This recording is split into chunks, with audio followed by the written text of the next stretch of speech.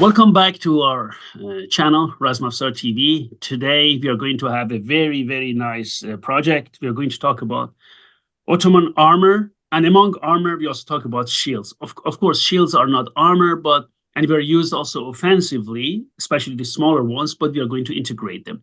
Not weapons, but for Ottoman weapons, we will have a different separate video. First of all, let me greet Bede. How are you, Bede? I'm well. And yourself? Thank you very much. Just for our viewers, the Ottoman armor armor sets or armors are really, really magnificent. We are going to have different from different museums. One is Musée des Armées in Paris. One is from British Museum. Different ones from Hermitage in Russia. We are going also to talk about Braunfels, exactly, Schloss Braunfels in Germany. Germany and the Malta Armoury Museum. There are different ones. I haven't. I'm going to add. There are also some parts from Ukrainian museums because I was in Ukraine a couple of times. We will also talk about them later. I couldn't find them by now, but we have like lots of slides today. I think that's enough for today. But we can continue with the Ukrainian inventory later on. Okay, Bede, let me just start with this and share it. Hold on. The sharing goes here. Yeah. Looking good. Okay, these are some of the pieces we are going to talk about them. Beautiful, aren't they? Oh yeah. This is really top class material. Yeah, really top class. That's what we are going to discuss today. And because, as we know, also the interest in Ottoman arms and armor is huge in Europe. I think the interest in Indian arms and armor is really huge. It's because of the exposure of the British Empire to India and colonization. Yeah. So much Yes. was brought back. Yes. So that's why when you go to Wallace collection, many collections in British museums have these Indian arms and armor. And then also, on the other hand, if you come to countries like Germany, like Hungary, like other countries in Europe, especially in Eastern Europe, also in Germany, because of in Austria, their exposure, warfare, whatever, with Ottoman Empire, they have many Ottoman Turkish arms and armor, right? It's always difficult, because, it's always, people always ask me, why do we find in European museums, more Indian and Ottoman arms and armor and less Persian arms and armor? Well, guys, this is one of the reasons clear, right? This exposure, it makes a big difference, right, to another culture. Yeah. That's the reason. Okay, let us just go and see them. First, we start with the two Sipahi armor and horse and human armor. First, we start with Hermitage, the beautiful State Hermitage Museum in St. Petersburg. It is an impressive piece. We are going to see many pictures of them. Bede, do you know what this horse armor reminds me of? Of those horse armor we saw in Khabaranname. Yeah, this is true. When you look at the paintings, the structure looks very similar. Yeah. But the paintings, you can't tell whether it's leather or cloth or whatever. But when you've got the real thing in front of you, you know that whatever was on top, underneath was this. This is the real armor. And I always think of this plate and mail armor as it has two advantages. First of all, you don't have to link so many mail rings together to cover the same area. Yeah. Yeah. So it's labor saving. Secondly, I think the plate and mail is actually lighter than pure mail. And I say Beat, this, can I just corroborate what you said? You know that they have three sets of armor, one complete mail, like based on early yeah. Safavid, and then Mhm. one Joshan, means plate and mail, and hardened plates. And you cannot compare that. The weight difference is like day and night, completely. Yeah, yeah. I got when I was in my 30s, I got to try on a original plate and mail, the 16th century one from Bikaner, from the Bikaner Armoury.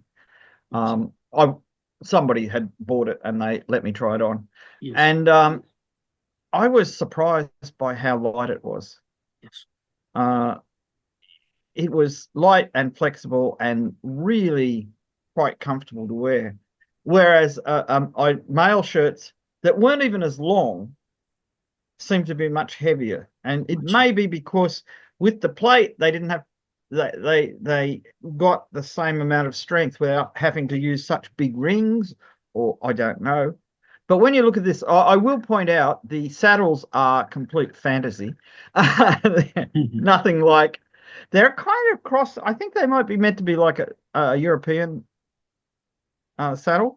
They're certainly not Turkish. Yes. On the other hand, the stirrups definitely are Turkish. It's Yes. interesting to see that this is as they used to say in England and France when they both spoke French, cap à pied, head to foot. So you've got armored feet, you've got armored calves, armored thighs, armored body. It's interesting that in these armors and in Persian armors too, generally speaking, the body part of the armor only came down to about the elbows, and bazuban covered the forearms. Uh, they never. I mean, there is one painting, and it's in Topkapi too, from it's from the Shahnameh. Isfandiyar fights the dragon, Oh.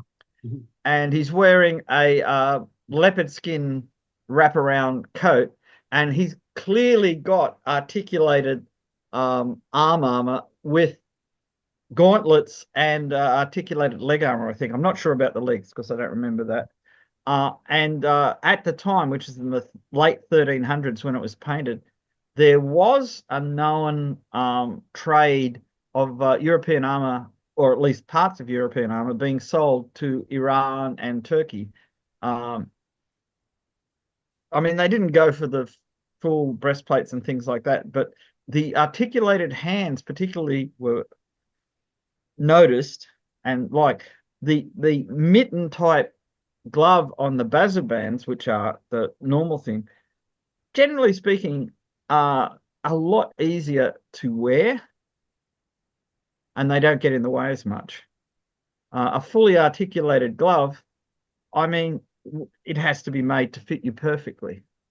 Let me Whereas the just mitten, show it to you, Beat. We come back. We'll come back because I want to talk oh, about okay, all of yeah. it. Look at this. Beautiful. Oh, yeah. Isn't it? Oh yeah, that's got a really long hinge on it too, so that's quite a strong thing.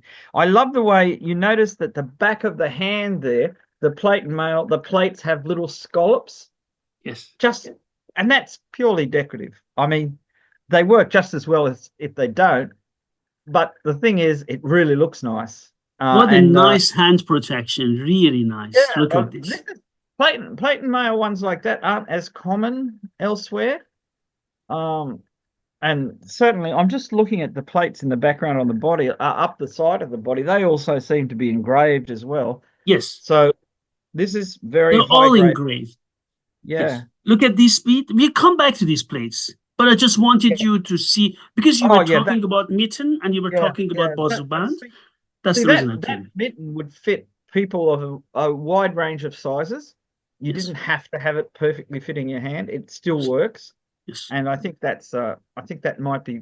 I mean, Bazaban, you've got a fair amount of flexibility in how big or small they are. Really small ones won't fit really big people, and really big ones are too bulky for really small people. But Yes. medium-sized ones usually fit both. Yes. So let me just go back. We can go one by one. Mhm. Look at the shield. Oh yeah. Beautiful. Please look at the flutes. They're so intricate. And look at this. Do you see that? Yeah, that's beautifully done. Isn't it interesting? The bigger shields, which like the shield on my wall back there, um, which are largely meant for battle because they're good for deflecting arrows and things, and they're good for covering your body if you're attacked from several sides. But they really have a good look to them in terms of they're really attractive looking. That one I'm looking at it's got exactly the same bosses as would a Kalkan, a reed Yes. shield. Yes. Yes. So it's got the 10 bosses. Yes. Uh, so And I mean, it has the same shape. Okay, not the same shape. The flutes remind also like Kalkan, right? Somehow. yeah, yeah. So it's quite clear they made them in steel. They made them with osiers or rattan or whatever. Um, and they made similar ones in hide too. I mean, hide ones were more common in Iran, but they were certainly known. Which I think answers our question last time when we were talking about Khavaraname. Do you remember we saw some with the steel color yeah, and it looks like a Kalkan? And we yeah, just said possibly it's a steel one in the shape of a Kalkan. Now look yeah. at And this one. here's the Yes, proof. yes, And here's the the other proof. thing to notice, see, it's got a fairly strong knob in the center of the boss, Yeah. which I think modern HEMA people in fighting with shields find that sometimes you can use that to stop the sword sliding off and hitting you further down or whatever. Most of the time it doesn't do anything, but possibly there were techniques, particularly if you're center gripping the shield, where you could use that to trap a blade going past. So the sword comes down, it gets trapped on that knob, you push it out of the way and you come in with your sword. Because they're all of a sudden they're off balance and their sword is not able to protect them. Uh, it's really interesting when you look also at the horse armor, Mhm. how it's fitted so a saddle can be worn under it. And uh, to make that work, it also has to have the stirrup leathers be able to come out. So there's like a rectangular hole in the middle of the horse armor. So when you put it on, the saddle sticks up through the middle. I'm just looking at where all the straps are too. See, it's the Mhm. pieces are very similar to the paintings. Yeah.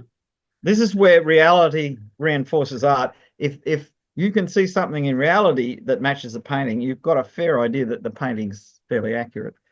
I Um, have now a very provocative question. Do you yeah. think a modern horse, which is treated like a cat, can carry such an armor? Oh, I look, to be honest, I know people have done things like this, and it's worked. Horses, uh, once you get them used to stuff, are quite good with things like this. Once they feel it's horses, I don't know.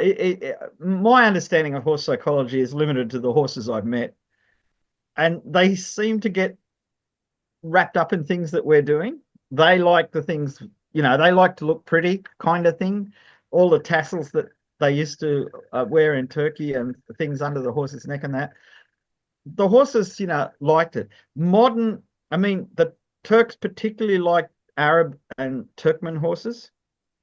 And Arabs and Turkmen, even though they're not necessarily very tall, are really strong for their weight. And adding an extra 30 kilograms to the weight of the man and everything like that, I think the horses could take it. I think modern horses would only have to go through, like a couple of months of training to build them up. I mean, they're not used to that kind of weight, but that kind of weight is like armor on a person. It's spread out all over the horse. It's not in one place. Mm. It's not like a badly fitting saddle, which could be pushing on the withers or something. The weight is evenly spread out. Once the horse got used to it, bearing in mind, not all horses like things that go jingly jangly around them. Some horses get quite excited in a bad way, but other horses just don't care. Yeah. See, look how nicely that's made. That Yes. knee cop on the Yes. thigh armor. And if you look at them, All rings are riveted everywhere. Yeah, There are yeah. some, there are some of them, but the curator told me very few rings were replaced, very few, and they were Mhm. butted. But I think 99% everything is original Yeah, and they're well, a lot of the time in museums, when they're repairing something, they want the repair to be different yes, from the original, so that in 100 years' time, someone can come along and say, "Oh, that's where they repaired it." It's yes, like when you are restoring a painting, and yes, I've seen it done, like in videos where they do very minute cross hatching, so yes, that from the distance you view the painting, it looks like solid colors, exactly the same as the original. But anyone who was doing restoration on it could immediately tell the parts had been restored, because they used a different technique to make it stand out quite close up. And I think, um, I mean, some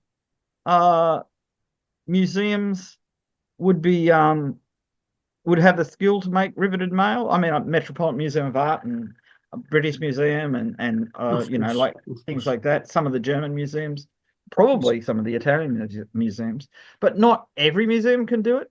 And if you try and look up how to make mail, a lot of the material is very amateurish. When you compare it to people who are good at it, Yes. they're very efficient. And if you look at old photographs from India, for instance, where they were still making mail into the, I mean, traditionally into the period of proper photography, you can see them using the special pincers for squeezing the rivets. And I mean, it's within the realms of possibility to Yes. replace rings with Yes. riveted rings. I But met also these curators and also restorers, very professional in St. Petersburg, very professional colleagues. Pete, look at yeah, this Zanu band or this kneecap protector. Look how beautiful. yeah. Look at the Do you notice decoration. that the scalloped edges of the reinforcements around the edges Yes, are very similar to the ones that we saw on the Bazu band later on? yes, yes. So That's right. this is clearly from a workshop where this was the normal practice.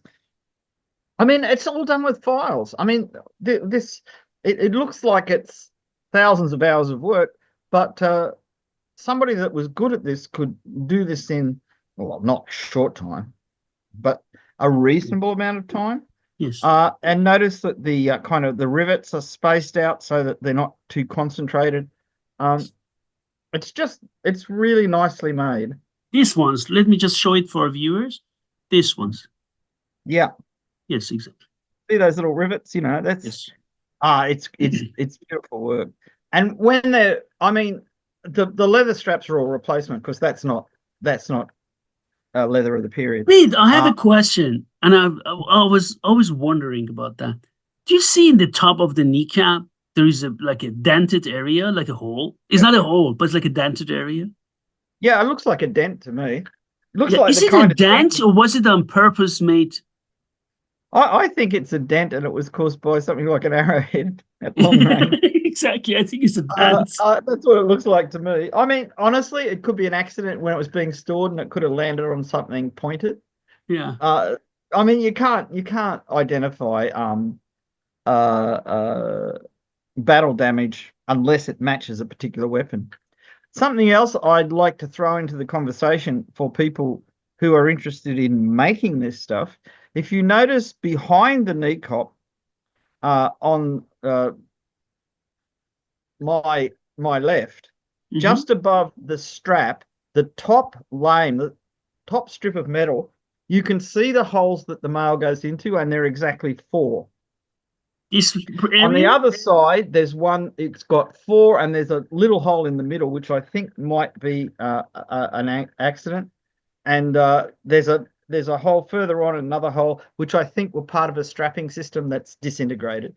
But the normal number of holes for those lanes is four, and usually they overlap by one hole vertically.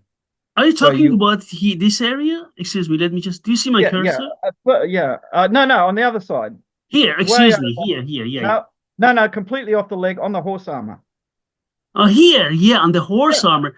Yeah, the plate. One, two, three, four. Yeah. yep. So Oh, you normally, this one is missing. Look, Pete. yeah, there's. there's a whole missing plate there. Yeah. There may be a whole row, Yeah. but this is where it's under the horse, under the man's leg, near the saddle. There may have been a strip of leather or something just riveted on there, because there are holes in the plate further to the right, Yeah. Yeah. and they may have taken something that was along the top to protect the saddle from rubbing. So it might have had a folded strip of leather or something like that. See, the thing is, these are 15th, 16th century. That's a long time to last. Yes, they are. And leather rarely lasts that long. It's interesting to see that again, typically there's 3 rows of rings between the groups of plates as well. Mm-hmm. So they you can expand that, like you see it in the backs of certain armors where they've got rows of plates, like Yes. 3 or 5 or 7 down the back. Yes. Sometimes they have, several rows, but when you've got something like a horse armor where it's really big and there's a really large number of plates, you try and minimize the amount of mail, because that's minimizes the time it takes to make it. I mean, you Yes. just got to think how many plates are in a horse armor. Yes. I mean, the man's armor, look how tiny the plates are on his thighs and on his calves. Yeah. I mean, they're really small. I would really love to see the complete armor replicated. I know that Yeah. they made man armor like that, armor makers in Ukraine, Yeah. Russia. But I would really love to see is together with the horse armor. Well, you see, the problem is you've got to make the armor for the horse. Exactly. So if you've got somebody that breeds, say, Arab horses, and they all come out roughly the same size, they're the person to sell the idea of getting a horse armor made, because they could put it on several horses. If you've got somebody that's got 2 large horses and 3 small horses, then you've got problems, because how do you choose which one to have? See, I think it would be rare for any of the Turkish horses to be above 16 hands, which is 1.6 meters at the withers, at the shoulder. They generally were smaller, 15 hands, I think, 14 and a half, 15 hands. So that's 145 to, I shouldn't say that. I was trained in physics, 1.45 to 1.50 meters tall. So, and the other thing is that the armor doesn't come too low. It covers the horse's body, but not much of its legs, because they still wanted their horses to be able to run fast. So you could charge in, you could charge out, you could cover ground. I mean, you only put this armor on your horse when you thought there was going to be a battle. You would never march with this armor on. A man might wear his armor, but a horse armor would be very uncomfortable for the horse. So you would, when you knew there was going to be a battle, you would get your horse you were going to fight on. Now, hopefully, if you're rich enough, you've got several horses. The one that's the best one for long walks, the one that's the showiest one for when you're trying to impress the Sultan or whatever, and the one that's bulletproof, that you take into battle, that's not frightened of anything. So therefore, that horse is the horse that you're going to get armored up. But you would hopefully only do that when you knew there was going to be a battle that day. Like, you wouldn't keep your horse in armor overnight because you thought there was going to be a night attack. That would be bad for your horse. But I'm looking again. I'm looking at that calf armor. Those very little thin strips of metal have 3 holes, except for one right at the top, just below the knee. So very thin ones, 3 holes with 1 hole overlap. The bigger ones, 4 holes with 1 hole overlap. And when we look later at armor for men, you'll see the same thing. It's a well worked out system. I like the fact that there's a lot of mail around where that knee cop is to give the leg flexibility. This is really quite well designed. Oh, that's lovely. Yeah, really lovely. That's really beautiful. I mean, I'm looking at 2 things that I think are beautiful. I think that the leg and foot armor is beautiful, and I really love Turkish stirrups. I think they're tremendous. Those big, long, flat ones, I've never tried those. I've tried the smaller ones that are, only about that long. I haven't tried the ones that are that long. The smaller ones I found to be the most comfortable stirrups to ride in. Beautiful shape, huh? Yeah, it's gilded. Gilded, yeah. Yeah, there's gilding. But the foot armor is really interesting too, because it's basically male except for the toe. Yeah, The calf, the part that's going up the leg, that's plate and mail. yeah. But the rest of it is fairly flexible.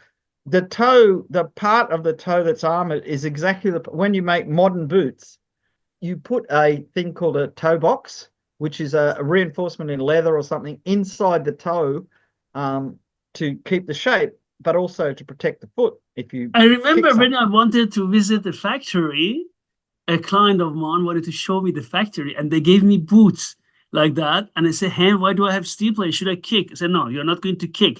But in case something falls on your toes Oh, because that's of, right. Yeah, well, insurance we reasons." also, I mean, steel-toed, steel-cap boots are common for people working in building and road maintenance and things like that, because big heavy objects do fall on your feet, Yeah, I know. or somebody backs a machine over your foot, Oh God, yeah, of and course. so. But in this case, somebody's going to hit your foot with a sword or something. That's good protection. Very, very good. Beautiful. Let us just move to the next one, please. Here you go. Oh, that's really good. Yeah. See, it's interesting. We've seen those leg armors, lower leg armors, as separate pieces that were strapped on, but here it's all integrated into the mail. Do you know, Pete, how many pictures I took when I was in St. Petersburg? I was with the curator there, but I was Mhm. standing with the curator. Then the security guy came and said, "What are you doing?" And then he saw the curator. Said, "Oh, excuse me, sir. I didn't want to ask." Then he went away because I was taking so many pictures. That happened to me too, when one of the Qing Dynasty exhibitions came to Australia, and I asked permission if I could look behind things and everything. And one of the security guards came over and said, "What are you doing?" And one of the senior museum people was standing behind me and said, "It's okay." He's all right. But I mean, hey, I'm all for the guards checking up, because you don't want, things to get damaged. Um, and anyway, I think they're Pete, doing look a at very here, valuable extra job. protection on the side. Look at this. Is it? Look at Yeah. here. Beautiful. So it looks to me like, see that all these metal pieces are actually linked into the mail. Yeah. So Oh, this, I'm wondering whether this is a replacement during life of something that was damaged, because it's not quite as, it's got a rolled over top and everything, and it's integrated into the mail, but there's it's not as quite as well done. Plus the riveting, it's got a big copper rivet towards the bottom. Um, I'm wondering if this was a replacement in the lifetime of the armor when part of it got damaged, because there are a me, few I holes. know it. I know it from low kicks in Kyokushin and Muay Thai, and also from sword fighting, full contact armored fighting. One of the main problems when you fight is also when you get a low kick, shin kick, is the side of your knee, exactly this side, where it tears everything inside. Yeah, well, that's interesting, because Yeah, that's a very vulnerable part too. So very. if you get hit And hard there, a low kick there, if you're not careful, even if you're conditioned, you lose. It tears your thing. And also remember from armored combat, they did not let us fight if you didn't have, these Europeans have these things which on the side looks like a big disc, which protects yeah, the yeah, side. So yeah. then if you wanted to fight in Eastern style armor, they always said, okay, if you don't have that cup, which I found ugly, you need to have this part integrated. Look at this. Yeah, Because they yeah, know that these full contact strikes, okay, if you do not like this HEMA fencing, and so it doesn't happen, but if you do armored combat and a strike yeah, there, even will destroy yeah, your because knee. that your knee is not meant to be hit from the side. No, It's exactly. But the other thing that's interesting about that is, if you're on horseback, this is a very vulnerable part of your Yeah. body, Yeah. because you're not in a position to just casually move your leg back and out of the way, because you've got your foot in the stirrup. You can move your leg backwards and forwards and in Yeah. and out, but not to the extent that you can when you're standing on the ground. So Yes. you're more vulnerable in the lower leg than you would be even Yes. in regular combat. Pete, look at here. Do you see the hole here? Yeah, that's a bit worrying. Uh, Why is it a that look, hole there? and it doesn't look like it's rust. It looks like somebody's hit it No, really no, it's hard. not rust. It's something went Yeah. in.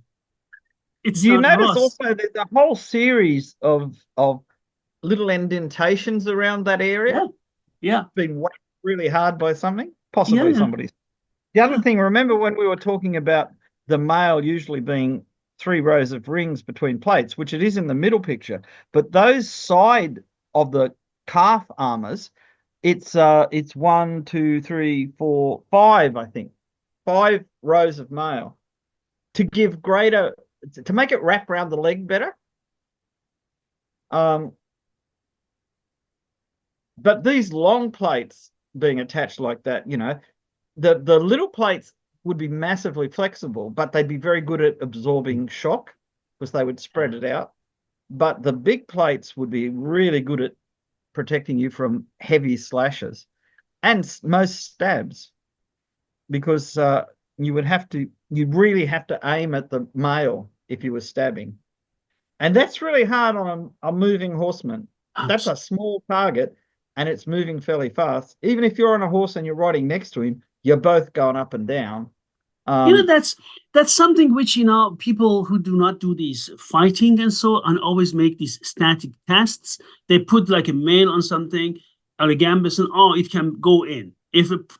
I mean, the guy in front of you is not standing there, so you can just do all yeah. the tests. They don't take this into consideration. Absolutely. You know? Well, I think I can excuse that because it's really hard to set something up like that. But you should always put a caveat in your thing that this goes through mail Yeah. when the person is standing still. I mean, I think a lot of people got hit when they didn't see it coming. Yeah, yeah. That's the Uh, difference. because if you saw it coming, you could move. I mean, armor, whether you're talking about armor like this that is relatively light compared to European armor, uh, which is relatively flexible, yeah, you could move a lot in it. But even in European armor, even full plate, you were quite flexible as Yeah, long as you could see it coming. absolutely. I Let us mean, move to the next one. Pete, look at here. We can now concentrate a bit more on the thigh. oh yeah, that's a beauty. Look. Yeah, see that, so that buckles right up high to a waist belt probably, or Yeah. I mean the when Europeans made armor, they imitated their clothes. When Ottomans made armor, they also imitated their clothes, which were different. So that things that which were tied to laces in European armor were often buckled to straps that were attached to a belt or something in Ottoman armor. So that whole that from the knee to the top of the thigh often was a single piece of armor. This particular armor is one of these super enclosing armors where that keeps going all the way down to the tip of the toe. But in most cases, that would end at the knee and there'd be like a little dangly bit, and then your other armor would fit under it because that makes it easier to put on. This you'd have to put on like a pair of overalls, like pulling them the whole thing up, your foot going in, that may be laced on the inside or buckled on the inside to open it up so you can get your legs in and then tightened up afterwards. But see that clearly the model that they're using, the mannequin that they're using to dress this armor on, didn't have thighs as big as the guy who it was made for. No, I remember Elena, she told me when we were there, the curator, she said, this mannequin is getting really out of form and shape. I said, what? She said, okay, it's now you cannot see it. But when we started, it looked really sturdy, and now it's going down because the weight of the armor. If you're wearing that armor for a long period of time, even if you're a mannequin, it's going to affect you. But look at how flexible that is. The leg has got smaller, so the armor is just bent round it. It's got Yes. no problems at all. This I find very impressive. I've never got to try on this kind of leg armor. I've seen it come up for sale occasionally in pieces in auctions in England and places like that. And there's even some in the Metropolitan Museum that came from a Tibetan temple. So it was probably Mogul and then was given as a gift to some Tibetan official and eventually got donated to a temple. And then, 500 years later, it gets sold to the Metropolitan Museum of Art. But the thing is that these are effective. They're relatively straightforward to make. You can see those little plates are covering a lot of area that would otherwise have to be made out of mail. Yeah. So what we said right at the beginning, the armor is lighter, it's got good protection, and it's easier to make. Yes. I mean, you've got to think of making armor like this first. That's the hard part. It's come up with this idea. Sorry. We will go to the body armor later on. I have good pictures of that. Oh, yeah, okay. Excuse me.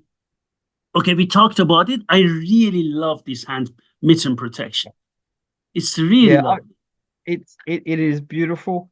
Again, these are, I think they're 3-hole plates, so they're 3 holes on each side. They've got 1, 2, 3 filed in indentations that are then rounded off to make those beautiful scallops. This is a hinged bazu band. A hinged bazu band. There is a hinge there. Yeah, with a really, and not little separate hinges, but one long. We call them piano hinges because they're like on pianos, which is much stronger. There's not a single point of failure on that. You've got to batter the thing and bend it out of shape before it stops working. You're not going to get that bazu band off, just by slicing off the hinges. And beautiful. I was going to say that kind of hinge also is less likely to catch on things. Yes. So it's more practical. But go on. And I just want to say that, and also beautiful joshan, as we say in Persian at least, these plates in the body, protecting the body. Yeah, that's an excellent piece. I mean, if you can even see in that photograph, you can see that the plates aren't just flat and bent into curves. They've got three-dimensional shape to them, which is, and they're engraved. All of them are engraved on the body. Yeah, on the body. Beautiful. Yeah, on the body. Yeah, this is lovely stuff. Look at this. Oh, this is the hand again. Yeah. A close up. Nice, huh? Yeah, look how beautiful that's put together. So intricate. And so notice that some of those plates have a little indentation to make a line running down the row of plates, where others are just plain, but they've all got scalloped edges. Oh, this is blurred. Sorry for that, but okay. Yeah, but you can see more towards the end of the hand, which is So he's holding some kind of lance in that hand. Yes. Beautiful. Yeah. Oh, frontal view. Okay. Oh, that's great. Yeah. Yeah, this is great. See how it covers the top of the hand where the thumb will come out, and it fits around. Almost certainly that would have been lined, possibly with a padded lining, and it would have fitted the hand much better than it does the mannequin. But then again, if you're a museum curator, you don't want to invent stuff. You might know that that's what they did, but you're not going to attach things to an armor like this, because it already looks good enough, and it'll be confusing. You can actually see the back of the thumb piece behind the lance, so you can see the inside of a row of plates. Yeah, that's what I mean. Yes. So isn't that I find really, really nice, really interesting. What's really strange? No, that can't be right.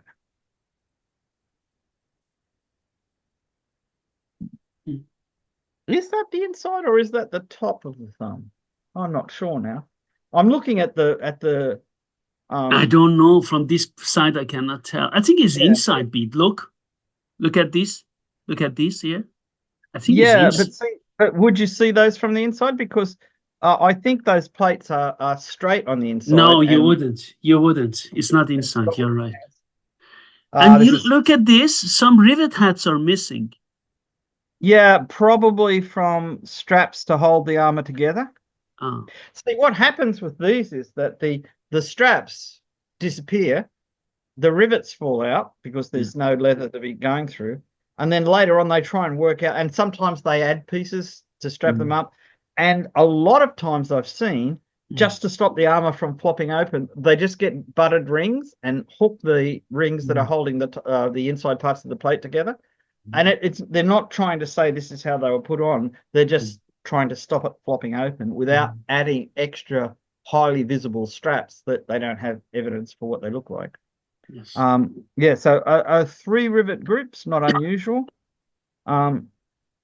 Sometimes too, these things get the plates get out of order and they're put back together, and sometimes the designs don't flow down from one plate to the next. But it's really interesting. It's really nice. And you've got to remember too that that bottom plate is sitting around just above your navel. Yes. That doesn't go right down to your hips or anything, because otherwise you can't turn. They're trying to protect that area from, say, your floating ribs down to your navel.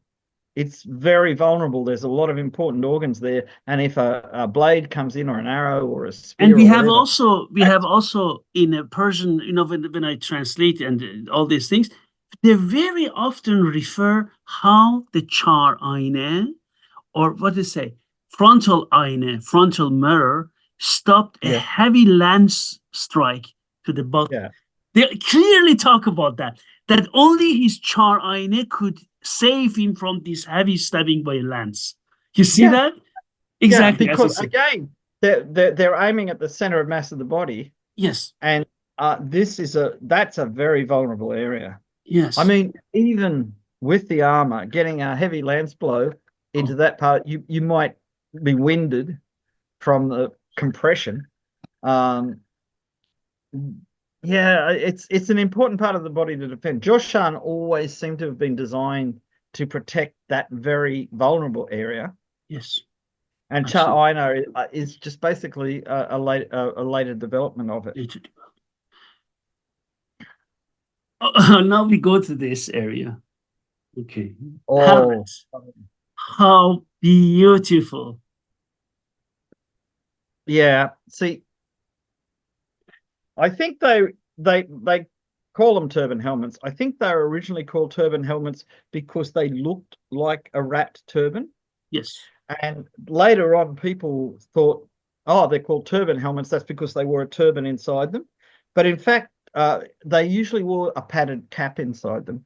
That's what, our colleagues, do you remember when we wrote about in Parsi Journal? And there were three professors who wrote about turban helmet in Iran, in Ottoman Turkey and other countries. And they just exactly said that. They talked about that they are turban helmet because they look like turban, not that they put a turban around that. Yeah. Because in the West, people put a turban around the turban helmet. I saw that. You're right. Well, this is a funny thing. In very rare occasions in miniature painting, do you see anyone with a turban on the outside of the helmet, even? Yes. Because, I mean, it's very popular in Hollywood movies for, I'm going to use air quotes here, Saracens, to be wearing helmets wrapped in turbans. I don't see why people wouldn't do it, but it's very rare in actual paintings of battles, and very rare to have surviving anything that looks like that. These helmets have rows of inscriptions around the place where you'd put the turban, and you wouldn't go to the trouble of making these beautiful gold inlaid inscriptions if you were going to cover it up with a piece of cloth. It's just not. Look at the inscriptions there. I cannot, from distance read it, but here I can read one. Allahu Akbar. God is great. Yeah. Beautiful, huh? They're written here. Definitely want God's protection in battle. Yes. You notice too, this is the thing that's often confused me. The nasals of turban helmets often have a flat end, which looks like it's meant to go under the mail, not on top of it. Yes. Whereas the nasals for helmets that have an open face often have a decorated end. Yes. Because it's meant to be seen. Yes. But some of these helmets They show the male attached to that nose piece. Yes. But I If think you're going to see that, I have so many pictures of them, of turban helmets. Yes. Yeah. Whereas if you look at those helmets, they've got what they call in Europe vervels. So they have these little cylinder things that they run a piece of wire through that goes into the top links of the male. So they're not actually, the holes that are in the helmet there and there and there are not for male, they're for the lining of the helmet. And therefore, I see, because you see in paintings, particularly in Iran, but you do sometimes in Turkish paintings as well, they take the whole front of the aventail and hook it up over the top of the nasal, so their faces are clear and they're not, covered in this mail. I wonder if the mail was lined on the inside. It doesn't look like it in the paintings, but having mail against your face. I mean, I've got a beard, so I probably wouldn't be as. Oh, wait a minute. Oh no, buttered You've mail. seen that bead in, you see that also in some Iranian museums, also in Bern, in this Moza collection. They kept the Gariban. So once you see these later, even Persian helmets, the Gariban really covers like this. So the Gariban covers everything. Yes. There's there's I think most of the paintings are in the David collection in Copenhagen, the big head Shahnameh they call it. It's from Gilan, and there's a lot of paintings of people wearing turban helmets, and often the male is just below their eyes. Yes. And sometimes they have a row of brass rings or something to make it stand out. So I don't know. If it was me, I'd like to have some kind of cloth or something between me and the male, because it would abrade your face. Yes. And it would be very uncomfortable, I think. I agree. But none of that would survive. But you can clearly see how the helmets work. Oh, that's a good one. Sorry, I was going to say you can clearly see how the helmets put together. But this is nice. Nice, huh? You can see. I mean, there's a couple of buckles there that don't have anything going into them, but there are also holes for rivets, suggesting there were more straps originally. Yes. It's hard to say. But see how it's like it's a separate flap to cover where the horse's tail comes out? Mm. It's a whole separate piece. Again, there are holes for rivets where it may have been strapped on. And there are buckles there that don't seem to have anything attached to them. Here, let me just show it here. Yeah, which suggests to me that there was something attached there originally. I mean, that could be a place to go around under the horse's tail with a strap acting like a crupper. Nice pictures, Bede, right? Oh yeah, look, you can see how these are draped like cloth. Like they're saying, right, we're going to cover this area, we're going to cover that area. Yeah. And because the plate and mail forms so well to the shape underneath it that you can, treat it like it was a piece of padded cloth. It probably was padded cloth under it as well. Actually, when you look at it, there's quite a few of those plates that have rivet holes with nothing in them that don't match, which makes me wonder again. These ones, These ones. Yeah. What are these holes there? Yeah, they're all over the place, like woodworm. It makes me think that during the lifetime of the armor, when it was in use, which may have been 100 years, it could have been in use for 100 years, that things kept on getting replaced. Like rings would fall out and they'd put them back together. Yeah. Those rivets may have originally been for holding a covering over the top of the mail. But you can't tell now. It's it's all gone. There's or maybe the writer was keeping some mementos there. There's some memory from the kids there. Well, I mean, little tassels and stuff. They always liked hanging horsehair tassels and things. Yeah. It's yeah. I mean, it's amazing to have this much, but we can always dream of having more. In case our viewers are wondering, when I was there in St. Petersburg, it was deep in winter. Look at the Russian winter here outside. Oh. If you think Germany is cold, you haven't seen Russia yet, right? Yeah. Yeah, Okay. yeah. My Russian friends keep telling me, why is it always so hot in Australia? Oh, we see a bit the other leg. Ah, right. Mhm. Oh, that's interesting. Pete, you see that? Again, the same protection. This is original. The same protection for the side of the knee. Do you see that, Pete? Yeah, little plates Yeah. going all the way down in that. Yeah. I mean, when you first look at it, you don't realize it's actually part of the leg armor. It looks like there's a hole there, but it's not. Unbelievable. There's the odd dent in the plates too that suggests that this person got hit occasionally. Yes. Yes. Yes, it Uh, was. but it's interesting to see a full metal shield also that has all of those bosses for the full strap set, Yes, absolutely. which means that it certainly among the Turks, but I'm pretty certain that this is fairly universal in the 15th and 16th century because these Yes. shields were very popular.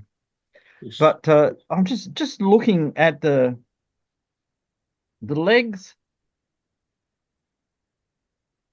Yeah, that's really interesting because you can see the strip of mail joining the two sets of plates that go in basically inside the calf armor.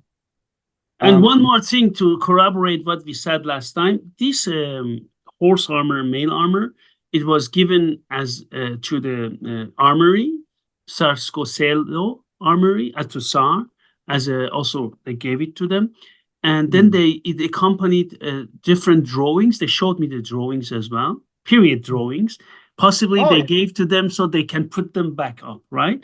And in oh those yeah. drawings, you see again the hand of this in the drawings goes three straps, one in the middle, one here. For those of guys say here, it's not, they didn't do that. You see that? Yeah. Exactly, Pete. The same what we saw in the miniatures. Do you remember, Pete? That this is Yeah. the way Yeah. they're holding it. Exactly. No, yeah, this is really good when you've got this much surviving. It's been there for so long. It's been well cared for. Yes. I mean, it's amazing that it's survived so long. When we talk about weapons, we're going to have to talk about that very nice lance head he's got too. Very much like a Yes. nase. It is. I saw that. I don't know, but I will provide good pictures of it next time when we talk about weapons. This is a crucible steel, by the way, this lance. Oh, yeah, yeah. Yes. And even the banner is original. You see that? Yeah, yeah. Well, see, it's amazing how much of this stuff has survived. There's a Oh, huge amount still in إِنَّا Topkapi. فَتَحْنَا لَكَ فَتْحًا مُبِينًا نَصْرٌ مِنَ اللَّهِ وَفَتْحٌ قَرِيبٌ. This is from the Quran. God help us in the upcoming victory. Beautiful. Yeah. Beautiful. And look at the back of the armor, Pete. Beautiful, huh? Isn't that? Yeah, that's what I really like about these armors is the shaping in the back is often so beautifully done. Yeah. That they change the width of the scales to bring it in, and they've got multiple rows so that each row has its own tapering. Yeah. Oh, it's so beautiful, Pete. It's really beautiful. It is really beautiful. Oh, we talked about it? Yeah. Oh, what a beautiful chaperon. And you're going to laugh about it.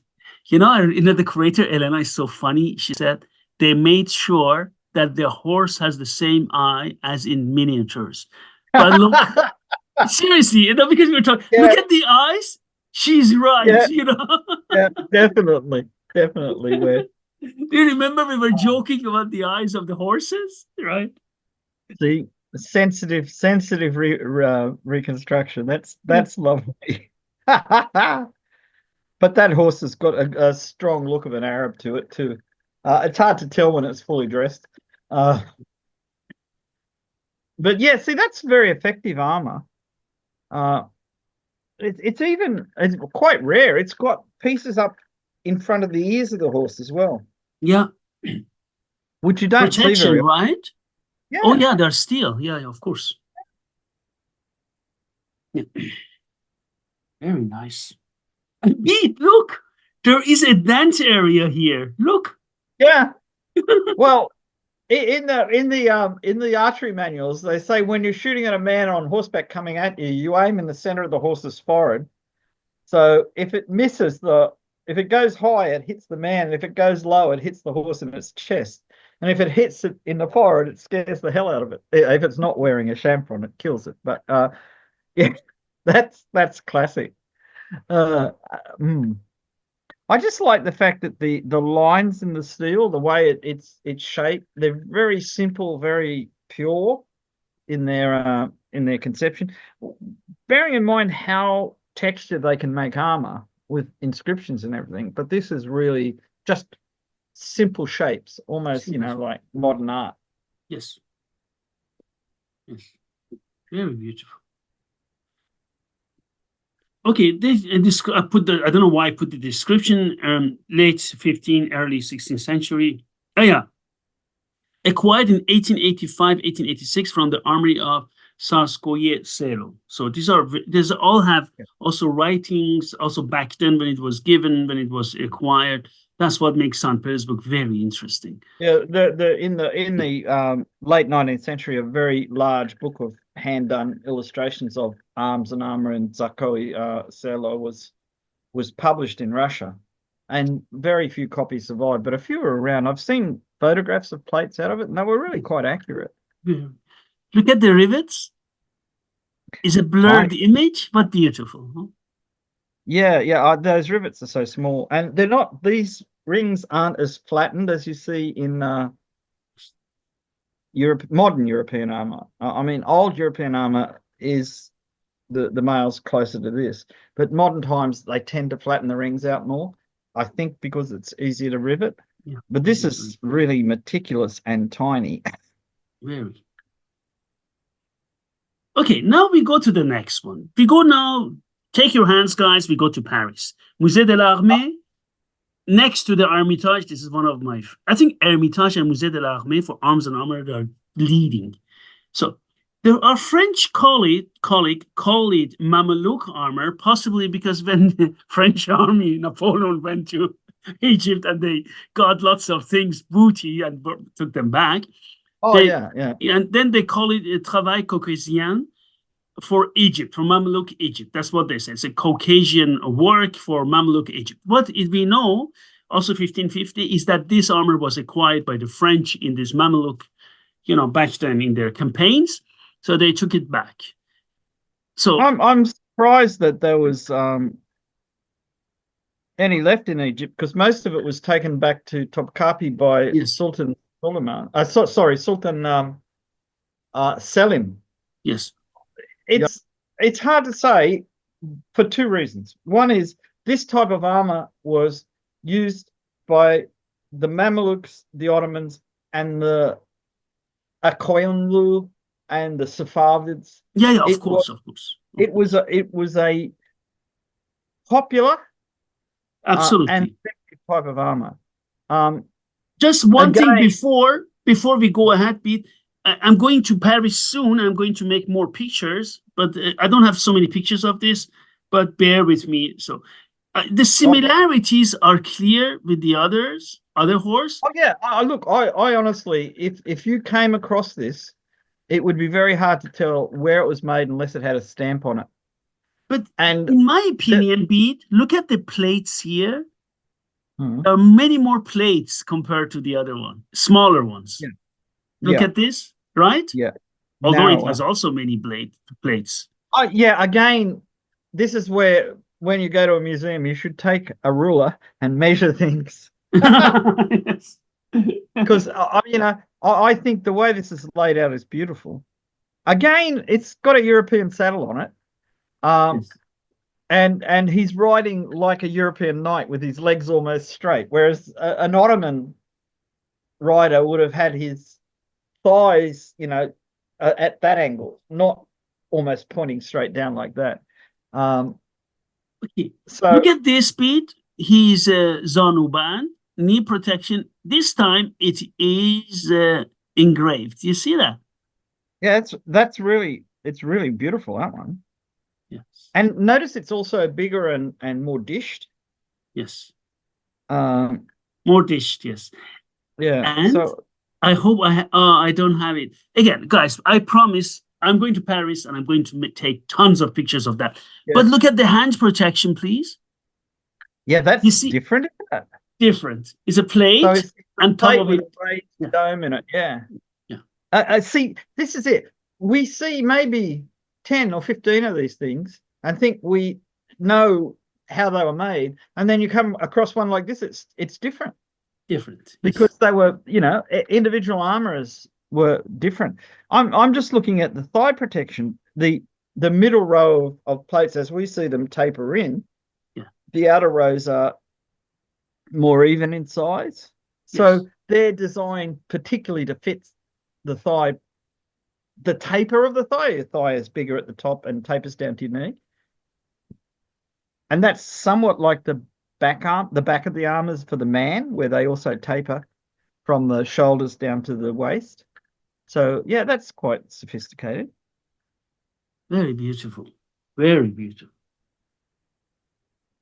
And When you also the next see, helmet is different. Do you see that? oh yeah, this is more the MiG for um, brimmed, pointed helmet, which in Europe are gradually turned into what they call a Pappenheim helmet. Yes.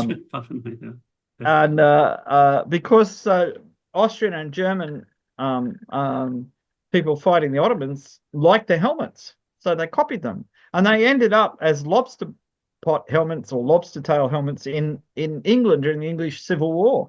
Yes. So these fashions, because they're practical. I mean, not because well, maybe because they look good, but they were practical.